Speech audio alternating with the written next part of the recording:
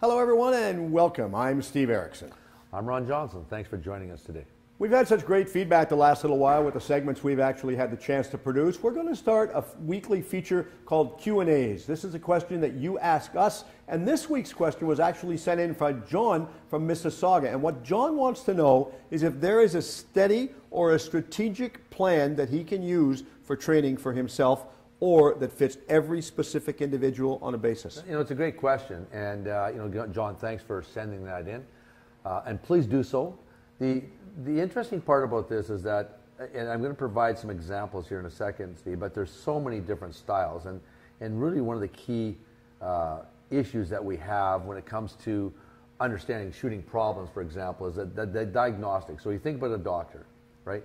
You go to your doctor and you have an ache and a pain, you don't know quite what it is, and he looks at you, he comes up with a prescription. And really what happens is that every single player has some unique quality to them that needs to be fixed. And really that's the process. So in a wrist shot, for example, there's 26 what we call micro skill elements. Now depending on each player's tendencies, some of those are stronger than others.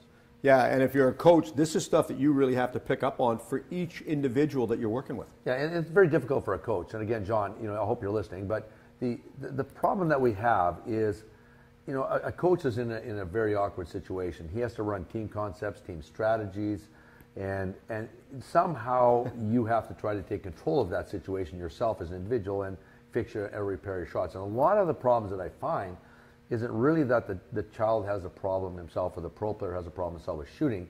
It's just that if we do too much repetitive action in a game, or if the coach does too many of, let's say, battle drills or too many of certain things, that those things will actually influence the shooting process themselves. I find when I watch young players shoot that the biggest concern I see is that there's too much distraction for the players. The players will be focused, especially in a practice. They'll go out, they'll set things up, they know what they want to do, but something will happen in the stands or at the other end of the ice and they lose their focus on where they're supposed to be practicing on. We're always caught. And I remember, it's a gentleman that helped me when I was a young player, Kerry Klein. He had played in the Chicago Blackhawks organization.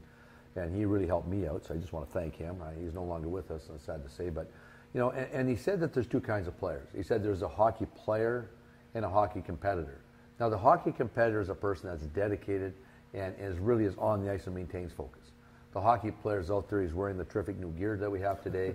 He's happy, he looks good, feels good, loves the environment, loves the friends, the camaraderie that we have, and really they get distracted. But really what I find with the really elite pro players and the players that are really, I call them just the elite players themselves, that they maintain the focus. So the question that I have is that, again, that each player has to fix one tiny area, and then there's a program that has to be built for each individual.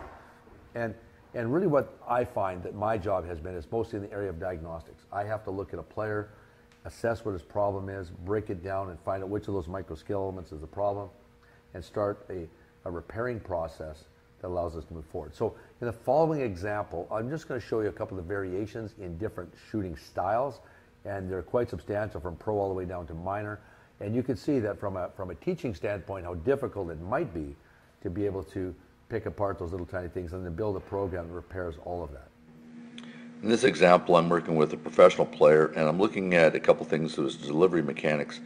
And we can see that there's nice recoil here on the release of the shot, but really I'm looking at his deceleration. And we always have to think of shooting as having several different phases, which is one is a loading, the flexing of the stick, which is the loading phase, and the flexing phase. So here we have the recoil phase, the management of the recoil, and then the deceleration phase.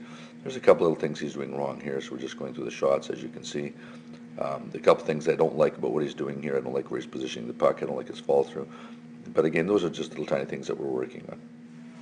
This is an example of another pro player taking a shot.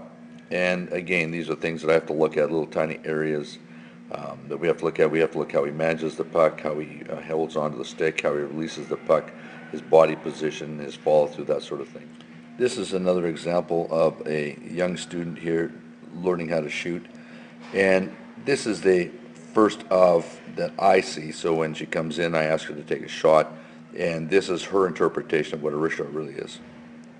This is another example of what I commonly see is this loading technique. Coaches seem to tend to teach this, the lowering of the top hand, as we can see here, as the top hand drops down. And then we can see that the big follow through, the big sweeping follow through, and then the kick back with the leg. And this is a common thing that I see. And again, we have to set up a developmental program to correct all these tiny mechanical deficiencies such as the leg action and the fall through and balance and that sort of thing. This is another example of a player where we're working on a snapshot and we're working on how the hands work and transfer of weight, and again managing the recoil, which is done through the hands, and position of the puck on the blade and all that sort of thing. So again, this technique is fairly decent, but again, just all of the little challenges that these, while the changes are small, they're changes that have to be made nonetheless. And although the shot appears to look good, there are some tiny problems when we talk about the recoil, management of the recoil and deceleration. Okay, in this video, we're just looking at a simple step into loading phase, and there's only one tiny problem with what he's doing here that I've been working on. Most of his mechanics are fairly good, and we're really looking at basically the loading phase, which is here. And this is a tendency that a lot of kids have, is that they leave the puck behind them in this area, when really what we do as we step forward, we want to make sure that we bring the puck with us, and this provides a little extra acceleration to the shot. This video here is of a 8-year-old boy, and I get them to do this exercise once they become proficient in the stick handling and loading. We just go down on one knee and then we shoot the puck, and we want to make sure that they can use the wrist properly, they'll use their top hand properly. And this is a very difficult skill for a young player to do, but again, just shows the competency level of a player at this age that once they're trained correctly. And again, a couple little things he's doing wrong here, but the wrist action is fantastic.